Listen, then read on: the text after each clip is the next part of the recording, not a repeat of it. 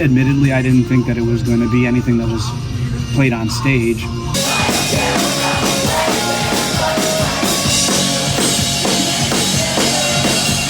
That whatever 3-week commitment definitely turned into some years, didn't it?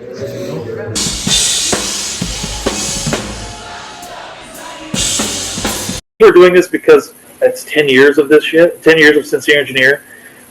When we talk about putting out the record, there's no way this is going to be 10 years. I don't really want to be in this thing. The 10-year anniversary is coming up, and I had a lot of footage and wanted to make a little documentary. And I told myself, nobody's going to do it for you, so here it is.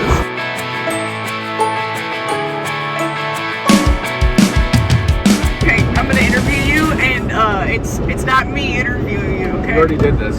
You already told me. I'm Nick Arvanitis, and I play bass in and near Sincere Engineer. My name is Kyle Geib, and I play guitar in Sincere Engineer. My name is Adam Beck. I play drums for Sincere Engineer. Hey, I'm Eric. I'm a longtime friend of Deanna's. I am a Sincere Engineer fan number 1. Sell merch from time to time, and mostly just get mistaken for Nick. I think the first time I saw Deanna play was probably the Fireside Bowl. She ended up playing a show with Dog and Wolf. Hi, I'm Sincere Engineer. This is my 9th show. Our friend Matt Jordan, who had produced records for Dog and Wolf, was there, saw Deanna, and kind of was interested in her music. My name is Matt Jordan. I produced, engineered, and mixed the first 2 Sincere Engineer LPs, Rumbithian and Bless My Psyche. And I had never heard of Sincere Engineer before, didn't know Deanna. She was opening the show acoustic, and I was just really, really impressed with the amount of sort of like raw volume and passion that was coming out of this person that was yelling these very, very simple melodic Midwest punk songs. Struck me as different and refreshing and great and real. And it was just a thing where it was like I heard these acoustic songs and I really, really wanted to hear what they would sound like in front of a full, proper, loud punk band. I remember Matt saying something to me like, I want to see if she wants to record. I was kind of like, yeah, go talk to her, whatever. And in like a real sort of like movie-ish way, and like it's like it felt corny to do at the time, and it feels corny to tell the story now, but like I just went up to her after the show and was like, hey, I make records, like I have a studio, I want to like produce a record for you.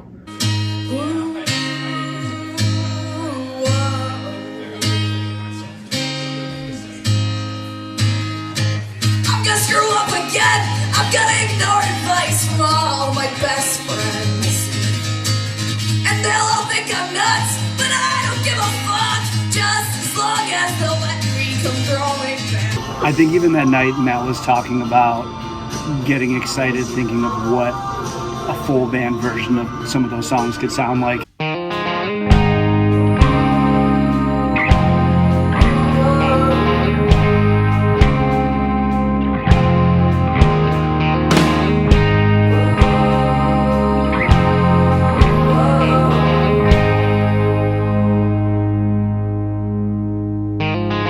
We were already friends when Deanna started writing songs, so she would send me like voice memos that she recorded on her phone out in her car at 1 a.m. so no one could hear her practicing. I saw all of the early shows.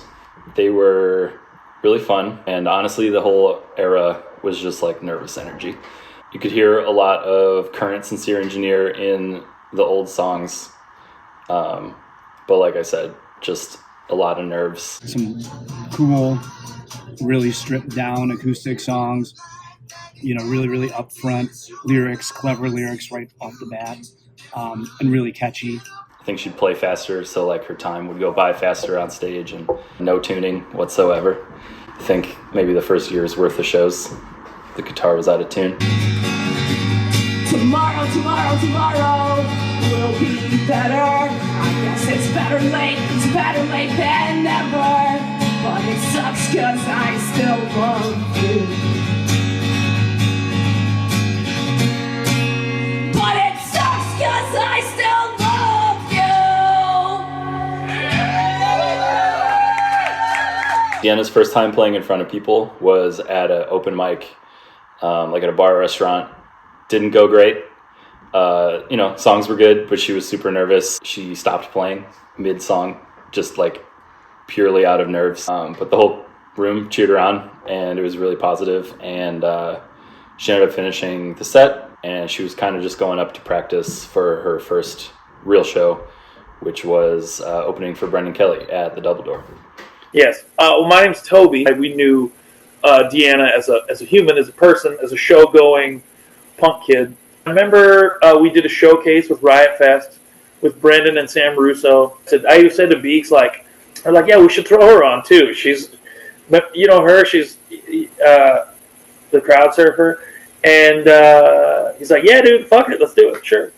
It would have happened inevitably if that show wouldn't have happened, as I look back on it now. But at the time, we're just like, isn't it going to be hilarious to get this kid from, the show and the Instagram to get her to come play? Like, what's the worst that could happen? She bombs or something? Apple like a go, whoa. Hey, dumbasses, raise your shot glasses. Will I tell you how much you mean to me? One more round till we forget this town and all the things we'll never be. So there was an element of sort of unity, and we're pulling for you. I remember her performances being really well received and nervous for sure. There was lots of nervous energy. That's kind of something I don't think has really gone away. That's a personality thing, and part of I think what endears people to it. So there is an EP that doesn't really exist anymore. I think it was taken down after the first album came out. I know Deanna doesn't love that it's in people's hands and that it still exists out in the world, but I have it somewhere. I remember listening to it and really liking it. It was a handful of songs, 5 or 6 or something. I only found out about the DIY EP, I think, even after we made Bless My Psyche. And if I'm honest, to the day, I've never heard it. I found out after the fact that a person I know from Sure recorded it. The world's very small. Halfway between pissed off and really pretty sounding. Yeah. If you keep practicing singing like you did the beginning and the ending of this song, Yeah. and you took 1 or 2 vocal lessons on just how to breathe while you do that, Yeah. you would be asked by dozens of bands to front them. That's awesome. I'm not kidding. That's not cool. bullshit. I mean I will that. take that advice. Thank you.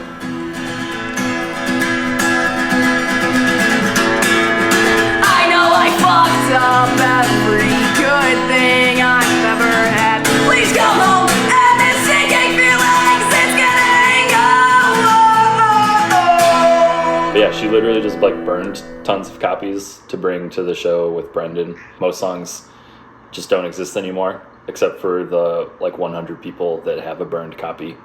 Okay, so now I'm being called the bad guy. That could sound right. If you had demos up and I said take them down, because it's if we're going to start here, this is a great start. You should have this be people's first impression of you.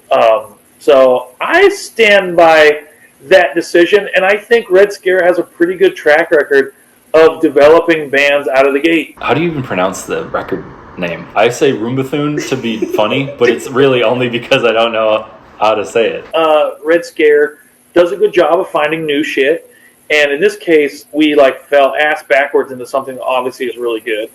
It was just kind of a whim, to quote Deanna, it was really an LOL, if you will. Playing bass on that first record, or most of the songs on that first record, I thought at the time was just going to be a studio gig. I had actually heard some of the music, some of the stuff that was being worked on before, and any discussion of me being involved in it. And I really was really into it, and was honestly really impressed with what was being put together. She was like, I'm ready. And I was like, cool, great. let's make some music. From what I remember, Deanna sent me acoustic demos just of like her sort of raw songs. In true like startup nerd marketing guy fashion, I just like started a Google Doc. Just I think copied and pasted the lyrics and sort of stream of consciousness, just like wrote out the song part by part, like in a way that at least I could understand later, to how I thought the production could go. Like it would literally say like a line and it would be like 2 big snare hits, or like switch to the bell of the ride right here. We would put a scratch down of Deanna's guitar and her vocal, and then sort of just work on filling it in from there. Everything except Deanna's guitar and the bass, I think I played all that stuff on the first record, on Rumbithian.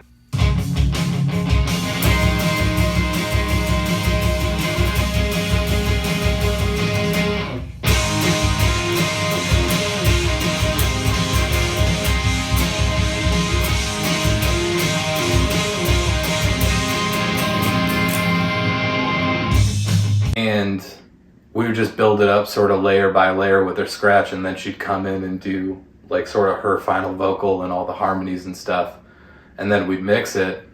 And once we had that process down, we just went song by song. So yeah, we would do these songs just track by track, and every single one that went by, I was just getting like more impressed and excited with her ability to like just like first take after first take, like put everything she had into this thing. And I had never had a recording client that was quite as excited by what they were hearing through speakers before. And I think it's just because we were really on the same page creatively. And I really quickly realized that this was going to be something that Deanna was going to do for like a very long time.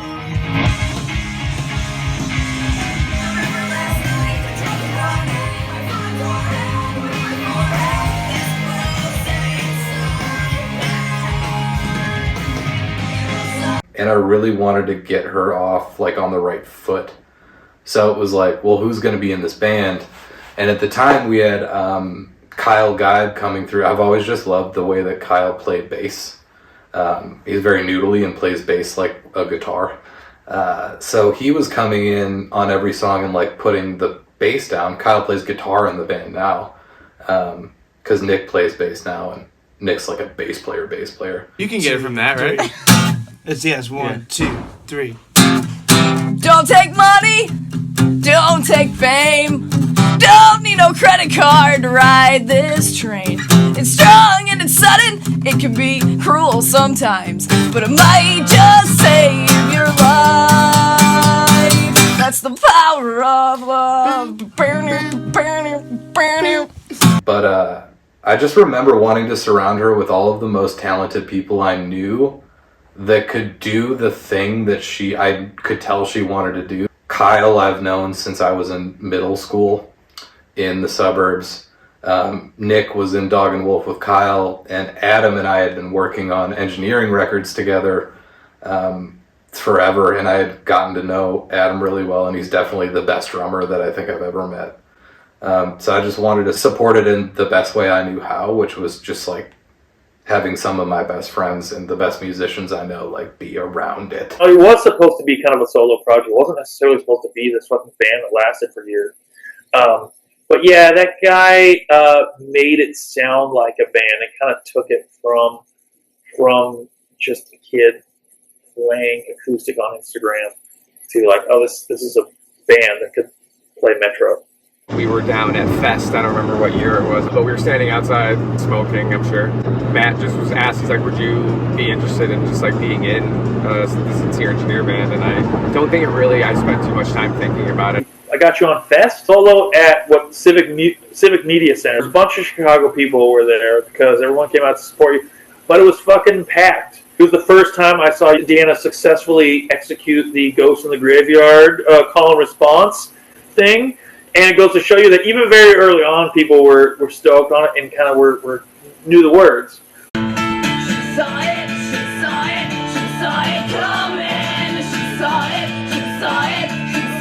coming. But I'm just a kid, and I'm stronger than I ever been. Yeah. both of them had the conversation with me about being in the band at least having some live performances, and asking if I would play guitar instead of bass, which I was happy to do because that's my preference. I really thought it was like just helping out Deanna with some one-off bass for a song here and there. Was just enjoying the hangs and thought it was going to be cool to be on another record, but didn't think there was going to be a live band associated with it. So it was cool going into it, not expecting anything aside from just recording a few songs and having a good time. No, you can't catch me, you can't catch me.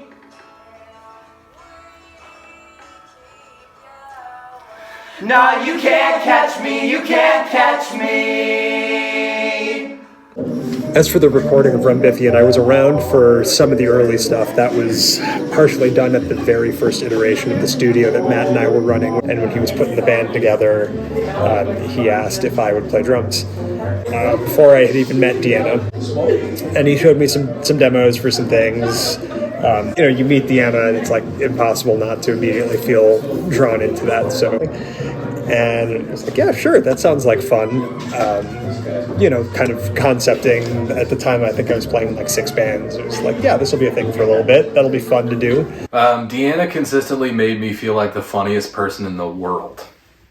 Everything I said was constant giggles. I feel like I was in a place when I first started working with Deanna where it was just like, I was sort of like curmudgeonly. I had a little bit of like a chip on my shoulder for like a lot of different reasons. But like her attitude and her positivity are like really infectious to the point where like it's annoying. She's annoyingly giggly, annoyingly positive, to the point where you're like, stop laughing. Total fucking goofball is how I'd describe it. A goofball with a master's. Deanna and I were at a Menzinger show, and we kind of knew who Toby was from being around shows and stuff.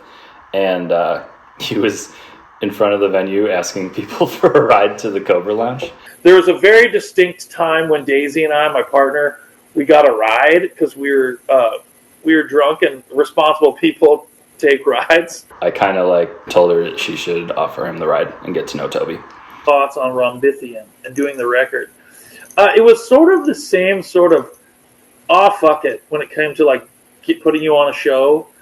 And I think that's something that Red Scare does a pretty good job of, is helping launch careers. But this incident was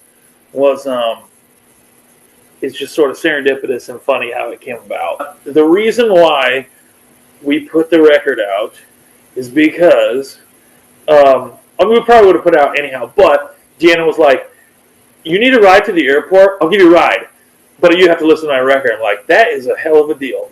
And that goes for anybody out there who wants to give me rides to airports. I will listen to all your bullshit. He's been a good van hang here and again whenever he needs a ride from one city to another. And weirdly with Toby, it's like I've been, familiar with Toby for years because of Red Scare stuff, but also, he lived above the Gingerman, as it was known back then. And so it's just he was just local character. Everybody in the scene or in Wrigleyville, in those years, knew Toby. And as it relates to Sincere Engineer, it was of course Toby was going to be the guy to put Deanna on and give her that kind of first springboard. And he was great to Deanna, especially, but to all of us. He plies his trade very, very well. He knows it's I got to get places. Hey, I know all these people who are driving from cities to cities.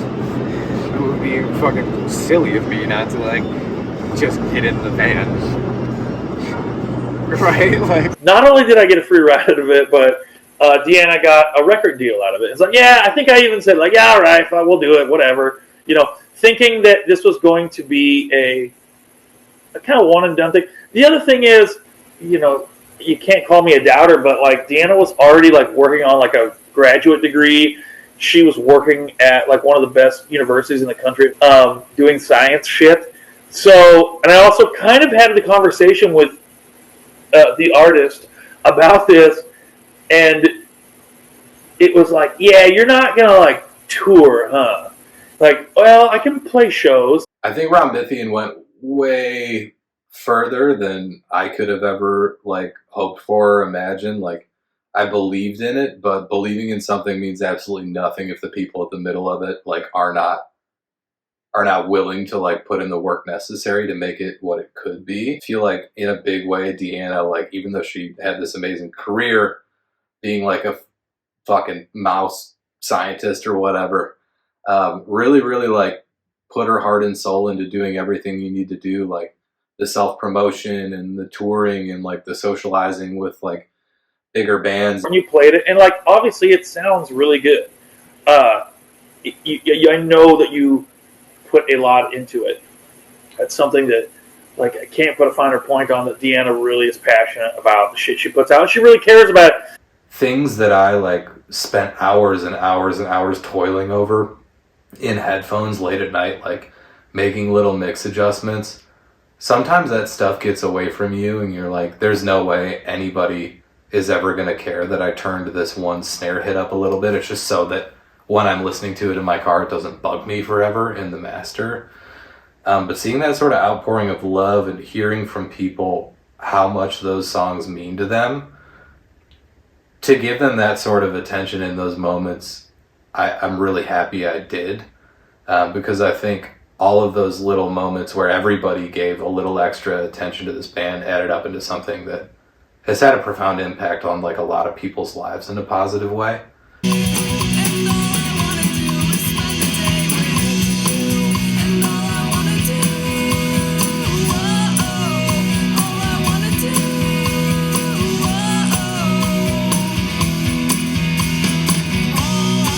The first tour was Lawrence Arms, Red City Radio, and Sincere Engineer.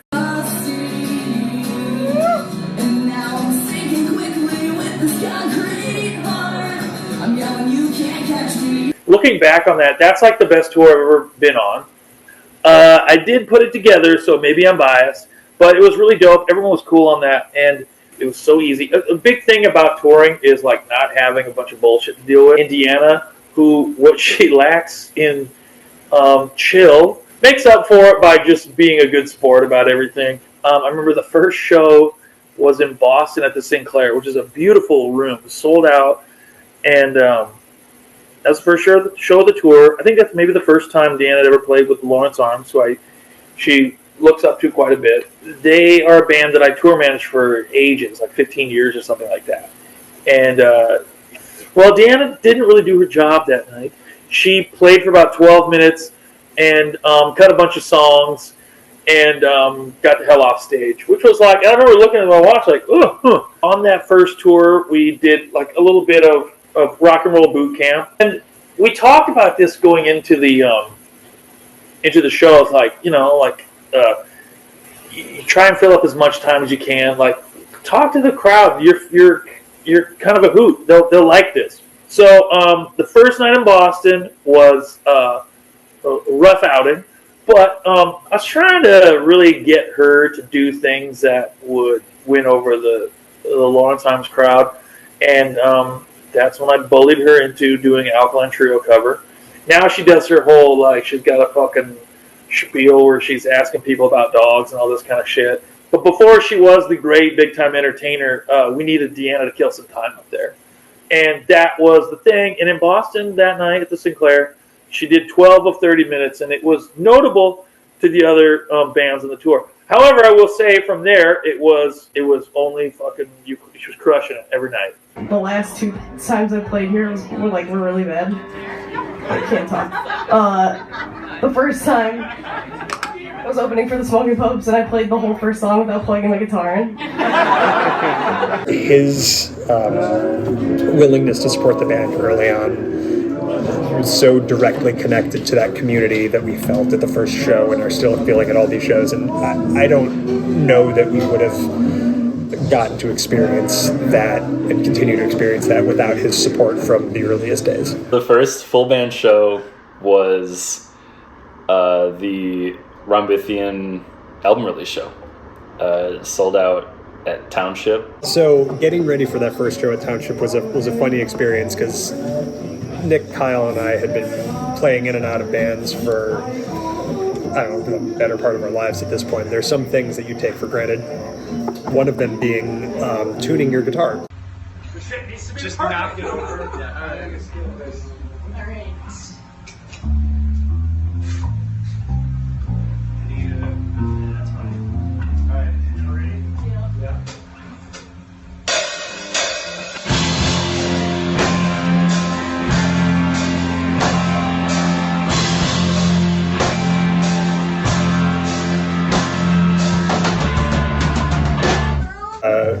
I think we had to be like, no, Deanna, you need to buy a tuner pedal. There was some conversation about like, no, you actually need to do this. But I think it's fun to go back and reflect on that because, you know, we still haven't been a band for as long as Kyle, Nick, and I had been collectively playing in bands together. And so where some of this feels like second nature, it's pretty wild to look back and to see how quickly Deanna took to it. How well some of those concepts made sense, even though if at first you're just like, hey dude, tune the guitar, and I'm still like, you sure that's the right rhythm? It's you know, context is so important to these things, and it was funny then, and it's still funny now. First live show. You didn't know fucking anything about playing music. You just had these really, really great songs in your head. During that process, Deanna's superpower is having a song in her head, it being the most catchy, meaningful, universally lovable Chicago punk anthem ever. But to get it onto a recording or into a live context, she had no clue how to do it at all. And she'll be the first person to admit that to you. But what's cool is all of that stuff can be like learned. All of that stuff can be trained. All that shit's easy. Like all of us already knew how to do that. But what not everybody can do, what almost nobody can do is what she does, which is like just wake up with a song in her head and be able to retain it and work at it until it's like on paper. No, I remember being really, really excited. It already having so much kind of like momentum behind it before we had ever really played anything at all. Like it's strange thinking back because we've done so much since then. That first show, I feel like I don't even, to be completely honest, I don't even fully remember it. I remember in these like very like flowery flashes of time. I really don't remember a lot of specifics about it. I remember like it going relatively well. I think Deanna still had her like, you know, as always, like nervous energy, but I think we all did. Like I played at that exact venue I don't know how many times, and I felt really like nervous. It was like a new thing, but it was like there was so much kind of like buzz already about it that it actually kind of like put me on my heels a little bit. But yeah, like other than like that, I can remember that the feeling. I don't remember like anything of what happened. Yeah, it was just a really, really good time. There's a bunch of pictures from it, and you know, we all look unrecognizable now. That was another like kind of like milestone for me from like an outside point of view of seeing something really building. You know, it was the first time I saw a full room there to see Sincere Engineer. Like people knew the words. It was like a rowdy crowd.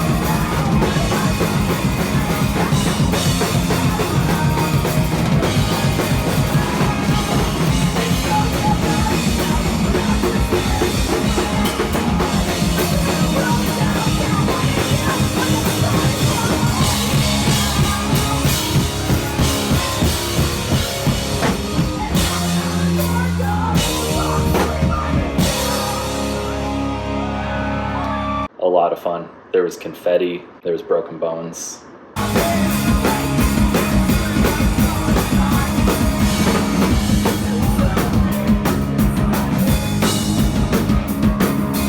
Well, the touring part's been cool because it started just like any other band I had been in. It was like, oh, we're going on our first weekender.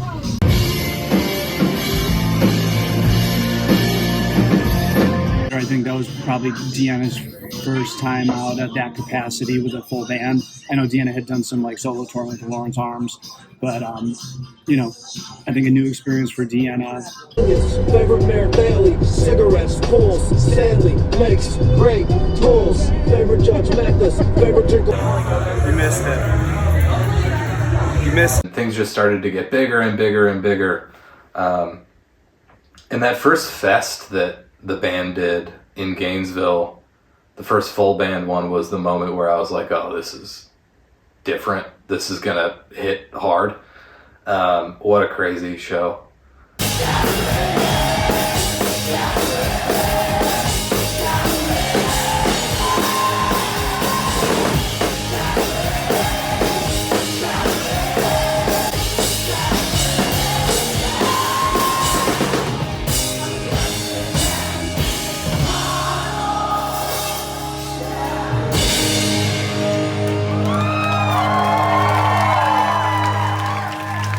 The nature of the writing process is, you know, that Deanna was at that time, you know, bringing stuff to Matt, and they were working on things together, and then, you know, that record got made, and we were kind of all playing that stuff.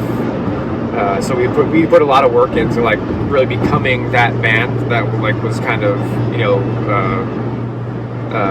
brought together, so to speak. Absolutely nothing to complain about, but it was funny being away when we're finding our dynamic for the first time. We're away from our partners for 3 days. We're falling apart to, yeah, cool, I'm going to Europe for 3 weeks. That's half of the length of the longest tour we've done. We were at the Menzingers for almost 6 weeks. We've had shows canceled. We've had to drop off tours because of COVID, which was, you know, that first COVID tour back was just so deeply strange.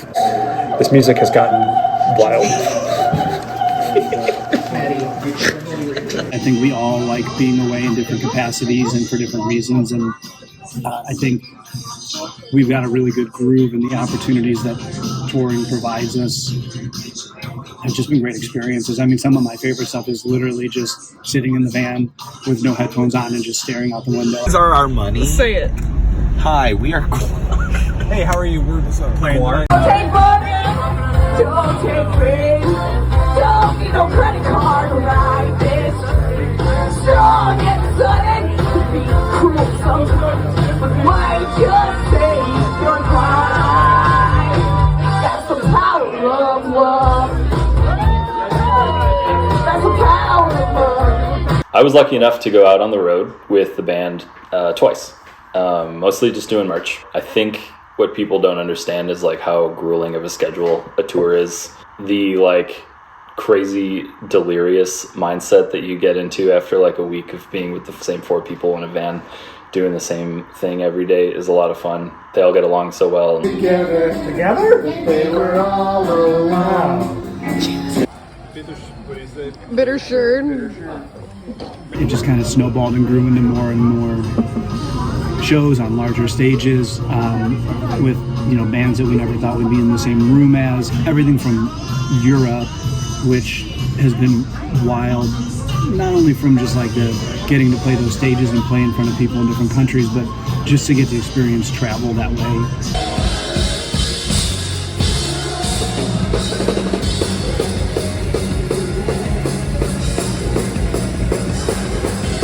It really is cool to watch the audiences grow as, you know, we travel around. I think that's also a testament to all of the hard work of Deanna doing solo stuff and continuing to show up. The amount of folks that I hear that have seen the band 4 or 5 times,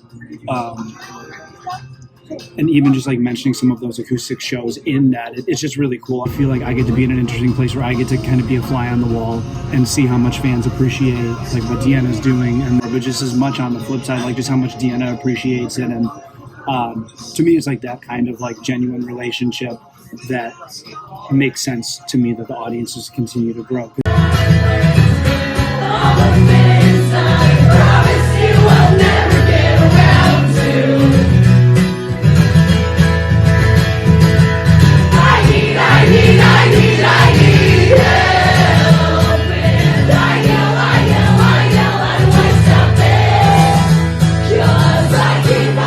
I keep doing this to myself, and it's going down. So Rumbithian kind of blew up, and Hopeless took interest, and all of a sudden we were about to make LP2 for Hopeless Records. When we recorded Bless My Psyche, we did it at Narwhal in Chicago, and we did drums and bass there. And making that record was a lot different because it wasn't just like me and Deanna anymore, like at the core of it. It was involving everybody that was in the live band was playing on it, but we also had access to like a much nicer process. I remember being like, I want to do it here because they have a Neve 5088 and the drum room sounded amazing. So we went there and did it, and I think we tracked the bass live with Nick playing with Adam at the same time. I don't know it.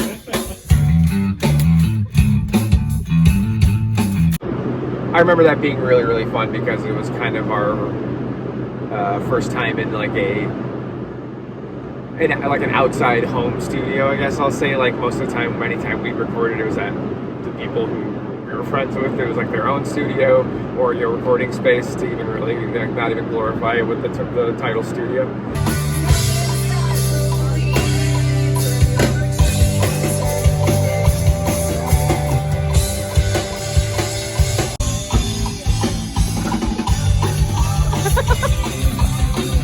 Felt like a step up, like, you know, as a band, and that was really exciting. Worked with Matt previously, so it was just, you know, another project working with him where we felt super comfortable, but I also felt he was pushing us a little bit more to like look for ideas and stuff, and he really also had a pretty direct vision for the record and really kind of was stepping into his own as a producer, I think, during that recording process.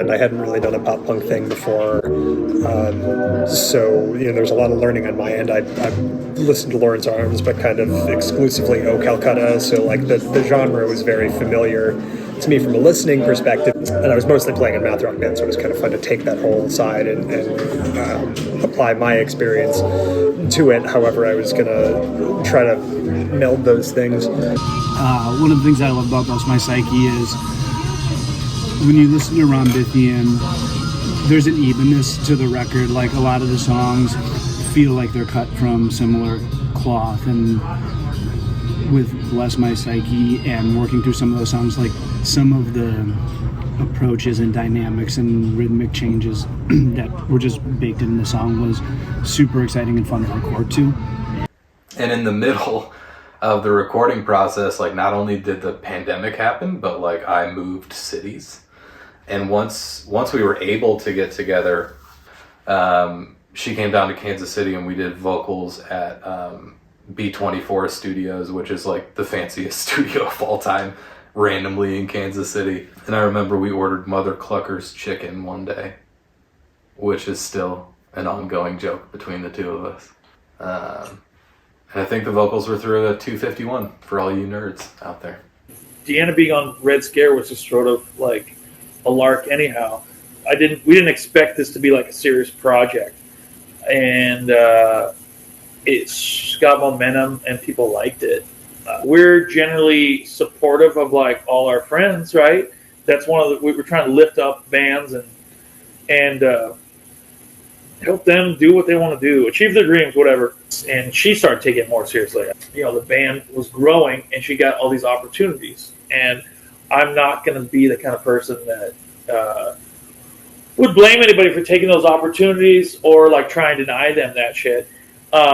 If you believe in your art, you kind of got to fucking like go all in on it. And I think that's what Sincere Engineer kind of chose to do with Hopeless, is take that step and invest more. What do they say? The sports analogy, she bet on herself. And that's cool, bet on yourself. Is Red Scare still way cooler than Hopeless? Fuck yes. And I'll say that to their face. I watch the weather on TV. I watch the green on the screen cover.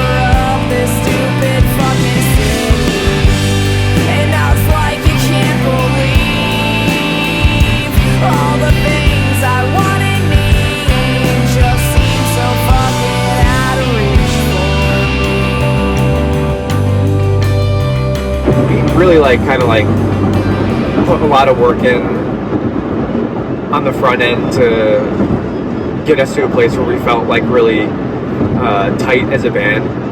Too tight, Adam.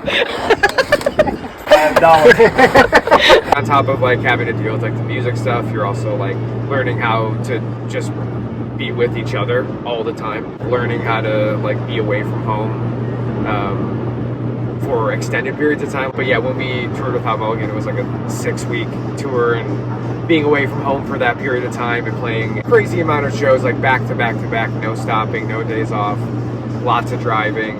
It helps you put things in perspective. It really challenges you on like what is the most important thing, like what matters to you, like being able to kind of like get through day to day, like how, you know, you really have to pay attention if like you want to be able to do it for an extended period of time, and you have to pay attention to like taking care of yourself, each other.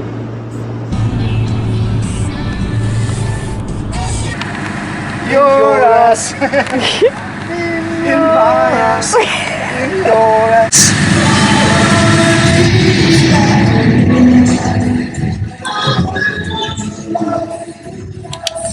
Who's Susan Sarandon? Okay. I'm just joking.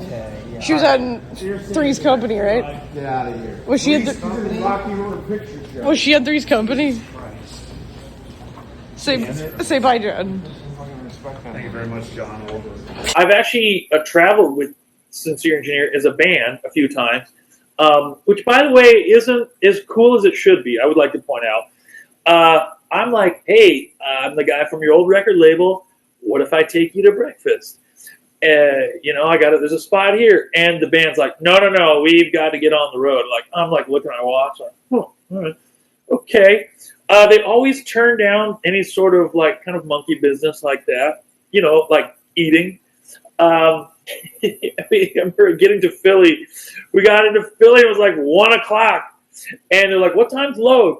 Oh, 4:30. I'm like, the fuck? Well, do you guys want to go get cheesesteaks or something? Or you want to? We could have really gotten that breakfast I was offering. So we've been like typically preferred to be a pretty streamlined crew, and it's essentially just been us four all the time.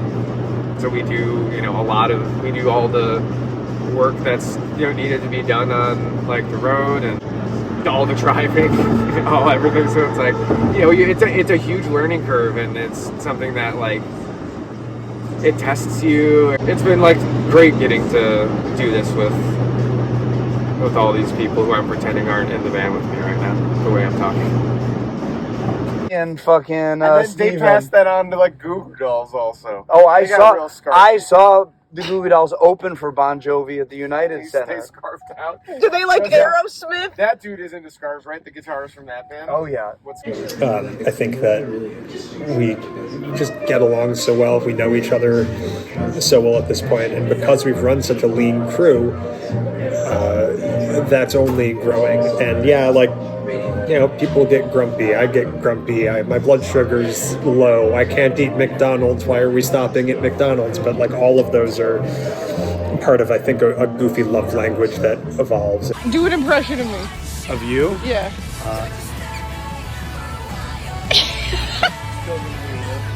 This is how you say it. Oh yeah, the hands. Why is everything so mean? Go on, walk it up. It's the Sasquatch film. This thing is not like super. It only does 4K. Oh. What do you need to be playing it on? 8. Okay. 1080p. That's old. Oh. In comparison. I think this only. You're still watching P? Yeah, that's true. Is this Bob Seger? Just expand it. Flight attendants will be bringing around some unnecessary literature about credit cards that no one will apply for. Onion ring! Down and it just glugs into your mouth and just drink it. Like, you ever drink like a water bottle without touching your mouth? It's like Yeah. that. Just drink it. And honestly, you'll taste it less if you do that. So go to the back of your... What just happened? Where are we going? I don't know. Glasgow. Channel. Go somewhere and escape for a bit and kind of remove yourself from your day-to-day, remove yourself from your job, isolate yourself and just focus on the record. And Cheap Girls was that. At that location, Ghost Hit is so cool. So to be in like a converted church next to a cemetery and to be able to wake up there every day and just record with Mike Sapone was really surreal. I'm a walking open wound. Don't make any sudden moves. I'm a walking open wound. It's a pleasure to meet you.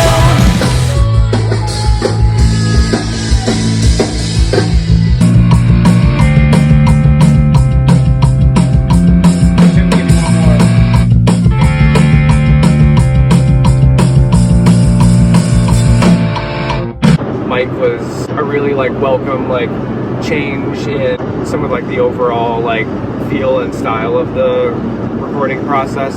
I feel like we kind of fit in with him really quickly in the same way that like we did with Matt. It was just like such a good connection, good fit. No, of course I wasn't mad you guys went to make a record with Mike Sapone. That dude made some of the records that I like grew up aspiring to like even play in the same space as guys like that. The fact that a band that I feel like I had so much to do with for the first couple records could even get to a point where that was like, of course that's a viable option for this band. Like Mike Sapone should make the third record. I thought that was incredible and I was so pumped. As it happened, Sincere Engineer recorded that basically in the weird town that I'm marooned in Massachusetts, serendipitously, I guess. So we hung out a bunch during that. It was good, but I never met this Mike Sapone guy. And I knew some cool producers that were kind of being tossed around to do it. And Mike Sapone was like the one guy I didn't really know. And I was like, okay, whatever. Oh, he's cool. You'll like him. Like, no, I don't know. Maybe. He was cool as hell. I like him a lot. I think it was the song Landline that I was there mostly when the song was there. You know, the melodies, the lyrics was there, but it just like wasn't good enough to like, make the record. But somehow after he sprinkled some of that fucking magic dust on it, it came out really great. And it was really cool to see. This is how I remember it. People kind of liked it, but it wasn't going to make the cut. This song was, somebody had to coax somebody even just to try it out and fuck with it. Seriously, not bullshitting.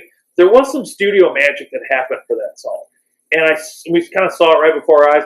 And I think it really started with getting the BPMs correct. Like the beat of it. The fills were changing every take. And it was like, oh, he's feeling it. And he got it to be like pretty dope. And it came out really awesome. And that was like seeing like, oh, that's what a really good producer can do. Is to get that really cool performance out of this band.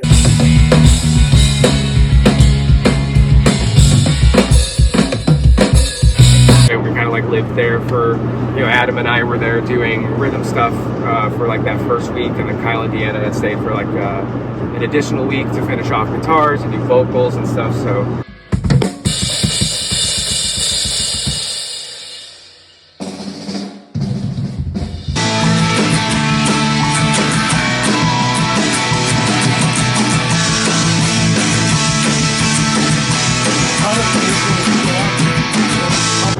I have really, really fond memories of that. It has like one of those strange places in my mind where like I kind of like return to it sometimes. Hey, I'm driving. Roger, we got each other. That's enough. It's now or never. Over. This is Ray Christmas checking in to let everybody know. I just received a message from Frankie, and he said he did it his way. What's up? Hi. Hey. What are you making? Soup.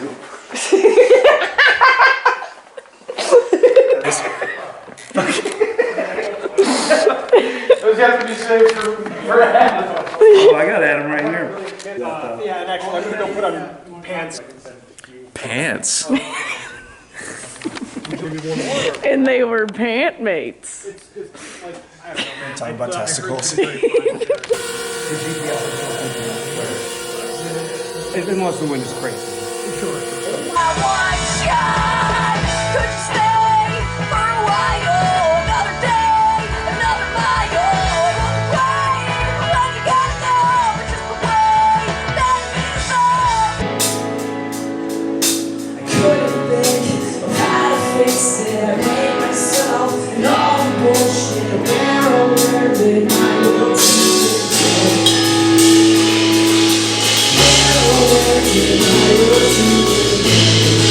this monolithic moment, seeing your name on top of that marquee, that you draw the line back to that first show, and it's like, obviously you're feeling how lucky we are to be here, but it does feel, once you're there in the room, it didn't feel as different. It still felt like the same sort of community. Honestly, people say this all the time, but it is like kind of hard to put into words, because like, I think you feel it best when you're kind of on stage doing it. Weirdly, like you get those little kind of blasts of like an out-of-body experience. And I remember, taking a look through the crowd, like seeing people I knew, but also just like a room full of people up in the balcony singing along, like family, friends, and it is like kind of one of those incredible moments, because like we've been the people in the crowd seeing some of our favorite bands up on that stage. And I mean, it's humbling. It's incredibly fulfilling. You feel like the most immense amounts of like privilege. It's like, how did this happen? How are we here? We're getting all of these experiences, and then also when you're done with those experiences, you get to go get on stage, which I find. I think that we're all reasonably shy people, and I think you put us on stage, and we have another gear that we go into. We really feed off of each other, and it's this armor of friendship around it. It's where we can like sort of be a more outgoing person, feed off the crowd's energy, try to give everyone the best experience they can. That has been maybe the guiding light with touring with this band, is there's nothing is going to get in the way of having a good show.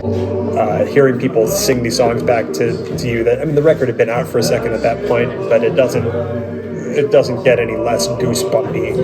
That community love is to me, the through line through all of it. She saw it, she saw it, she saw it coming. She saw it, she saw it, she saw it coming. But I was just a kid.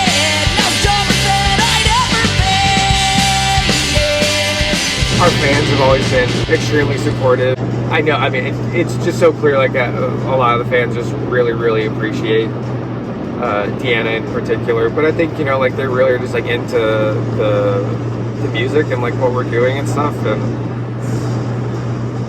that's been a privilege, honestly. Deanna has stewarded the ship in a way that continues to surprise and impress me. She didn't know to tune her guitar, right? So then how did she know when the person who still books us today was coming to see us and like decide if he was going to book us, not to tell us until after the show? She's so smart about this stuff in a way that I'm lucky to have someone who is that emotionally intelligent and also has good business sensibility in charge. Also just a completely magnetic personality in a way where you're never sure if you're laughing at or with her. John! It's Buddy Boss. John. John Bon Buddy. This is John Bon Buddy. Swoosh. You can read a band's crowd. This is the kind of person this band appeals to. I don't think that's true for Sincere Engineer, and I think that's one of the more interesting parts. But it also lends itself to this communal feeling. I think Sincere Engineer is like pretty clearly a product of a very vibrant Chicago punk scene. People are so kind and respectful, but they're singing along. The energy's there, even if they're not slapping each other in the face. It's such a good feeling. She's putting her like creative self out there, and it's finding the audience that likes it. and I've just seen that growing over the years. You know, it's like it's for sure, of course, like more like exciting when you have like a room full of people singing your songs. But I mean, honestly, like we've had those like people kind of around being into this stuff the whole time, and it's just like it's really cool just to see that there's like more people getting into it, and I know we're really lucky. But I think it's deserved. I do. You know what I mean? I don't, and I can say that because it's not me writing like the songs. You know what I mean? I personally feel it's entirely deserved. The thing that I will never get sick of is hearing people sing lyrics back to us, and that's only grown as we've kept having this wild ride. But it's like, if we're gonna start Anemia, Deanna walks out and starts singing it, and the crowd's louder than what's coming into my ears. Just like that's such a unique feeling.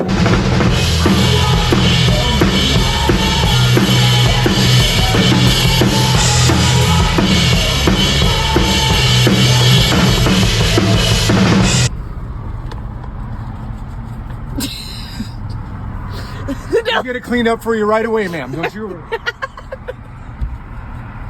It is cool to see Deanna going from,